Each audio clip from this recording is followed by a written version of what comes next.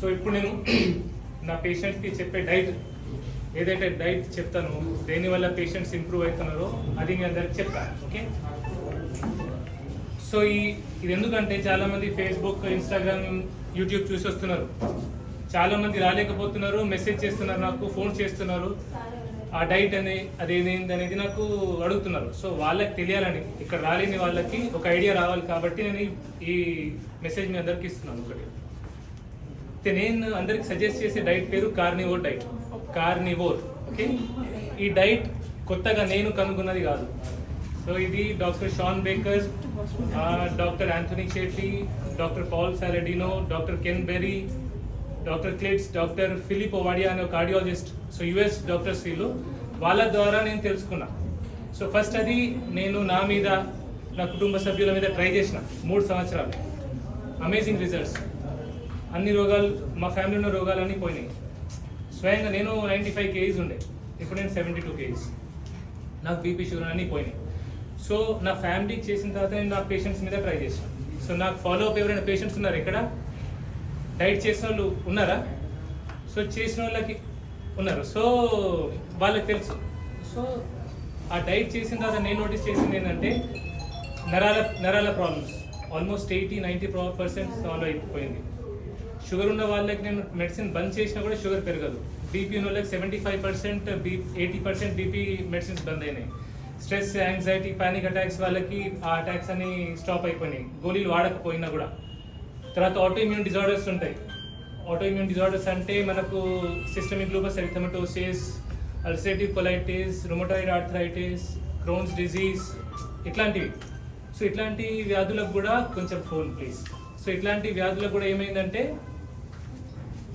గోళీలు అవసరం పడకపోయింది. So so చెప్తాను మీకు ఇది డైట్ అనేది ఏంటంటే, సో నేను కొంచెం మోడిఫై చేసింది అంటే అది అమెరికాలో వాళ్ళు తెలుసుకున్నారు. అమెరికా తిండి లెక్క మనం తినలేం కాబట్టి కొంచెం మన స్టైల్లో కొంచెం చెప్తాను మీకు. ఫస్ట్ రోజు ఒక 3-4 లీటర్ నీళ్ళు తాగాల. 1. 2 నెయ్యి వాడాలా. నెయ్యితోనే వంట వండుకోవాలా. నెయ్యిలో ఏం తినాలా? రోజు పొద్దున మేకకాల సూప్, పాయ సూప్, బోన్ సూప్ అంటారు కదా, అవి తాగాలి. కొన్నిసార్లు దొరకకపోతే కోడిగుడ్డు అట్లాంటివి కూడా తినొచ్చు. మధ్యాహ్నం పూట మటన్ తినాలి. నెయ్యిలో వండిన మటన్ ఫ్రై చేసుకొని మంచిగా, మటన్ ముక్కలే, ఎంత అంటే కడుపు నిండా. ఓకే, మటన్ పైసలు ప్రాబ్లం ఉంది అట్లున్న వాళ్ళు బీఫ్ కూడా తినొచ్చు. రాత్రిపూట గుడ్లు, కోడిగుడ్లు ఉడకబెట్టింది, లేదంటే నెయ్యిలో ఆమ్లెట్ వేసింది, ఎంత అంటే కడుపు నిండా. నీలం తీసేయద్దు, నీలంతో పాటు తినాల. వారానికి ఒకసారి ఆర్గన్ మీట్, లివర్ అన్న అట్లాంటి కొంచెం తినాలి. ఎంత? 100 గ్రాముల నుంచి 250 గ్రాముల వరకు, బాడీ వెయిట్ ప్రకారం ఇంతే తినాల్సింది. అన్నం, రొట్టె, కూర, పప్పు, పాలు, పెరుగు, పండు తినొద్దు. ఇది ఎప్పటికి కాదు, కొన్ని రోజుల వరకు, depending on the case. So దీంతో పాటు నేనేం చేస్తా అంటే, ఆల్రెడీ పేషెంట్ వాడుతున్న మందులు, అనవసర మందులన్నీ బంద్ పెడతా. ఎందుకంటే కొన్ని గోళీల వల్ల కూడా పేషెంట్ మంచిగా కాడు. సో గోళీలు బంద్ పెడతా. నా సైడ్ నుంచి 1-2 గోళీలు యాడ్ చేసి ఇస్తాను నేను, అంతే.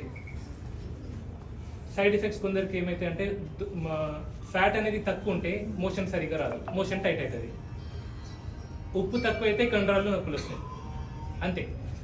సో ఇది నేను ఎవరిని తినమని అంటలేను, ఎవరిని తినొద్దు అంటలేను. నేను పేషెంట్స్లలో చూసిన బెనిఫిట్స్ ఇవి. ఇది డైట్.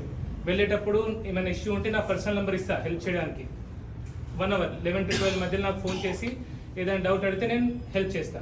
సో దీనికి సైంటిఫిక్ ఎవిడెన్స్ ఏమైనా నాకు చూపించమంటే నేను చూపించలేను. ఎందుకంటే ఈ డాక్టర్స్ పేర్లు ఏవైతే చెప్పాను నేను, వాళ్ళు ఆల్రెడీ స్టడీస్ చేస్తున్నారు, కొన్ని స్టడీస్ ఉన్నాయి. కానీ దీనిలో ఒక పెద్ద ప్రాబ్లం ఏంటంటే, నేను 20 సంవత్సరాల నుంచి ప్రొఫెషన్లో ఉన్నా.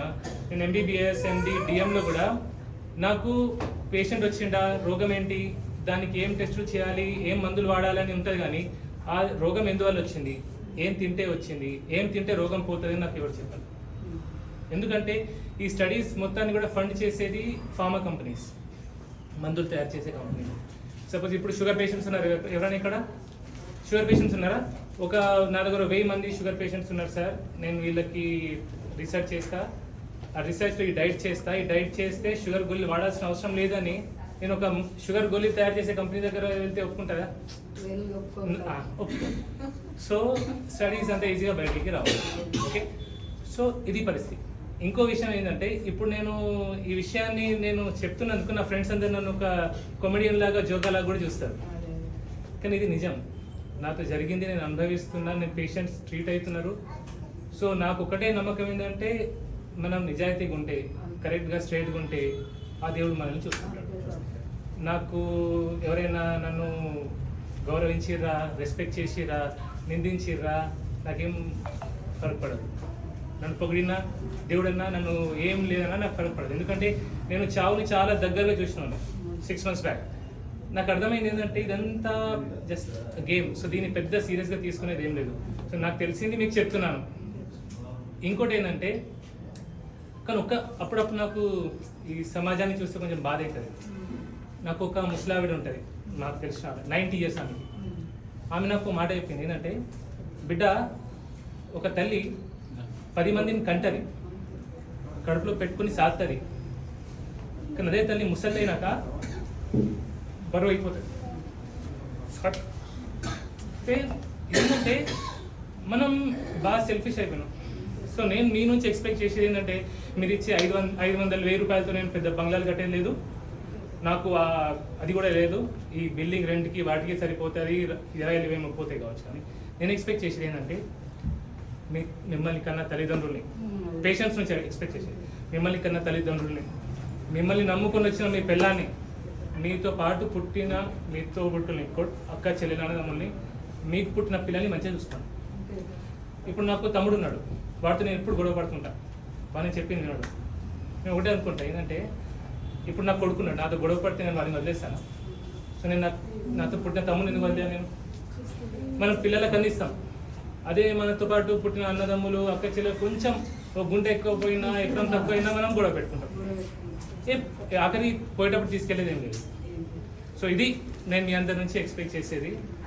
సో ఐఎమ్ సారీ, నేను నిజంగా కొంచెం ఎమోషనల్ అయిపోయినా, కానీ నాకు ఏంటంటే కొంచెం బాధ అయినప్పుడు నేను పని చేసుకుంటాను. Sir one more question. Yeah, vegetarian diet, vegetables ఒకప్పుడు మంచిగా ఉండేది, కానీ ఇప్పుడు వెజిటేబుల్స్ అన్ని క్రాస్ బ్రెడ్ వెజిటేబుల్స్, అన్ని మందులు కలుపుతున్నారు. అందులో ప్లాంట్ టాక్సిన్స్ ఉంటాయి, ఫైటేట్స్, లెక్టిన్స్, సోలెన్స్, రకరకాల ఆక్సిలేట్స్ అని. అవి తినడం వల్లనే రోగాలు వస్తున్నాయి. సో ఈ మంచి అయిన వాళ్ళు నేనేదో చేయడం వల్ల కాదు, కూరగాయలని బంద్ పెట్టినాం కాబట్టి వీళ్ళు మంచి అవుతారు అట్లా. ఎందుకంటే అగ్రికల్చర్ అనేది ఒక 10,000, 20,000 సంవత్సరాల ముందు వచ్చింది. దాని ముందు అగ్రికల్చర్ లేదు, వ్యవసాయం లేదు. మనిషి ఏం తిన్నాడు?